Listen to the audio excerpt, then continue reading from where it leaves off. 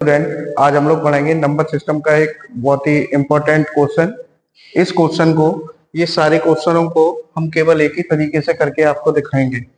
क्या है? First question है, 1 से 100 तक की प्राकृतिक संख्या का योग ज्ञात कीजिए।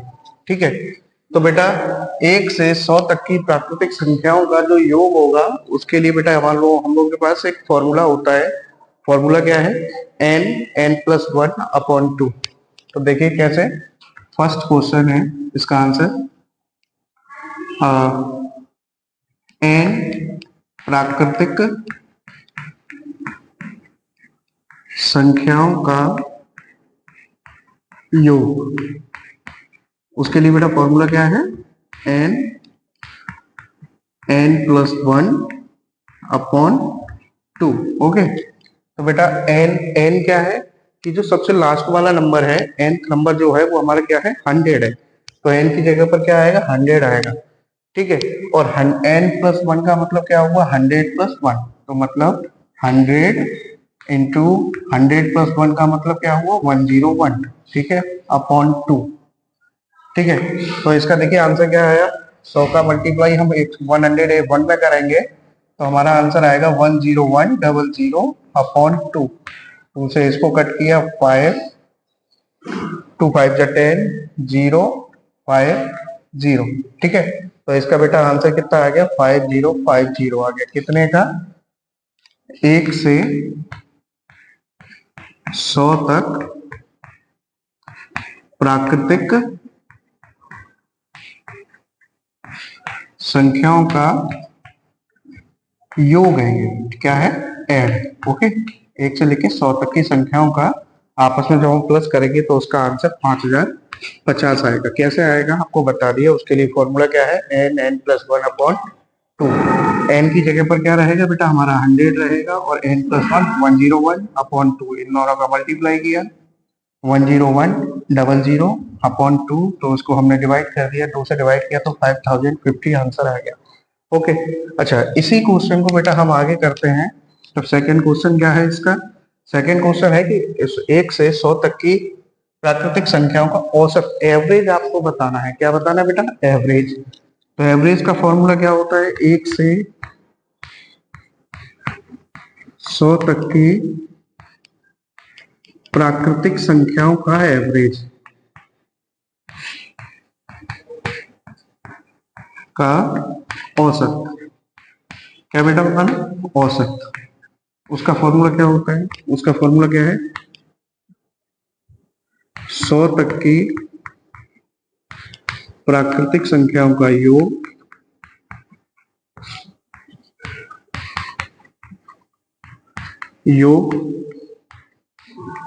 अपॉन 100। ठीक है बेटा, तो देखिए कैसे रहेगा। ये 100 तक की प्राकृतिक संख्याओं का योग कितना आया था हमारा? 5050 अपॉन 100। ठीक है बेटा, तो 100 का हम इसमें डिवाइड कर देंगे तो हमारा आंसर आ गया 50.50। ओके, ये हमारा आंसर है। ठीक है, तो ये दो क्वेश्चन हो गए। इसी तरीके से अब हम आगे क्वेश्चन करेंगे। सिंपल है, इस तरीके से हम इनको कर सकते हैं। तो देखिए बेटा, अब तीसरा क्वेश्चन क्या है? 1 से 100 तक की सम संख्याओं का योग ज्ञात कीजिएगा। ठीक है, देखिए 1 से, तीसरा थर्ड क्वेश्चन है बेटा ये हमारा। 1 से 100 तक की सम संख्याओं का योग। ठीक है, इसका फॉर्मूला क्या होता था? इसका फॉर्मूला होता था n+1। ठीक है, ये तो है फॉर्मूला किसका? कि सम संख्याओं के योग का फॉर्मूला है। ठीक है, लेकिन हमें ये कैसे पता लगेगा कि 1 से 100 तक के बीच में सम संख्या एक्चुअली में होती कितनी है? मतलब n हमें कैसे पता लगेगा? तो बेटा देखो, 1 से 100 तक के बीच में संख्याएं कितनी है? 100 है। ठीक है, अब सम संख्याएं कितनी होंगी?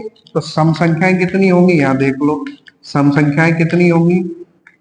तो बेटा 100/2 कर देंगे, क्या आएगा? 50। तो हमारी 50 होंगी सम संख्याएं।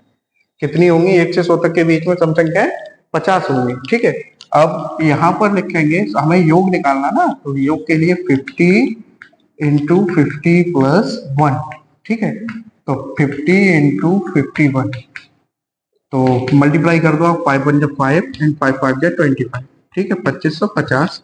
ये हमारा आंसर हो गया किसका, 1 से 100 तक की सम संख्याओं का योग हो गया ये, ठीक है। अब फोर्थ क्वेश्चन है आपका, 1 से 100 तक की सम संख्याओं का औसत, ठीक है बेटा। औसत निकालेंगे, कैसे निकालेंगे, तो उसके लिए आपको पता है कि औसत के लिए क्या होता है, औसत निकालने के लिए ऊपर हमें लिखना पड़ेगा 1 से 100 तक सम संख्याओं का योग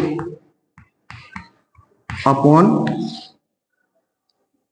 1 से 100 तक सम संख्याओं की संख्या, सम संख्याओं की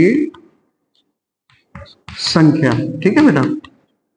तो देखिए 1 से 100 तक सम संख्याओं का योग कितना था बेटा, 2550 था। कितना था, 2550 डिवाइड बाई 1 से 100 तक की सम संख्याएं कितनी थी, 50 थी बेटा। कितनी थी, 50। तो 0 से 0 कट गया बेटा, 5 से इसको हमने डिवाइड किया, 5 5 जा 25 एंड 5 1 जा 5।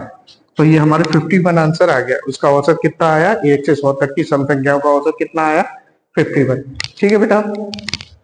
अब क्वेश्चन नंबर 5, 1 से 100 तक की विषम संख्याओं का योग बताइए। तो बेटा इसके लिए भी एक फॉर्मूला होता है, उसको भी अभी हम लोग देखते हैं। क्या है क्वेश्चन, 1 से 100 तक की विषम संख्याओं का योग। फोर्थ क्वेश्चन है, 1 से 100 तक की विषम संख्याओं का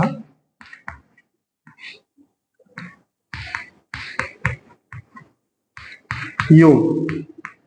देखिए क्या होता है, इसके लिए बेटा सीधा फॉर्मूला होता है एन स्क्वायर। अभी हमने जो पिछले क्वेश्चन में निकाला था कि 1 से 100 तक की सम संख्याएं कितनी थी, अब हम निकालेंगे 1 से 100 तक की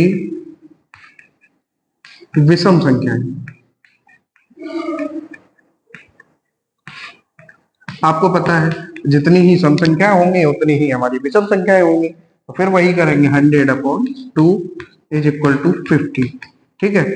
50 आ गया, तो n की जगह पर कितना लिखेंगे, 50। तो 50 का बेटा यहाँ पर कर देंगे स्क्वायर, क्या आया, 2500,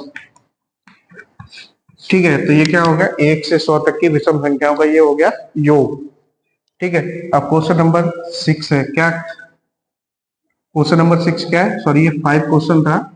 अब क्वेश्चन नंबर 6 क्या है, क्वेश्चन नंबर 6 है 1 से 100 तक की विषम संख्याओं का औसत बताना है आपको। तो चलिए 1 से 100 तक की विषम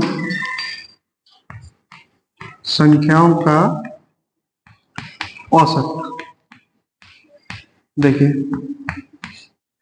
इसके लिए फॉर्मूला क्या है कि 1 से 100 तक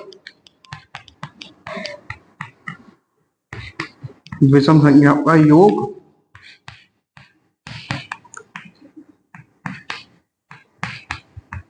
अपॉन 1 से 100 तक विषम संख्याओं की संख्या,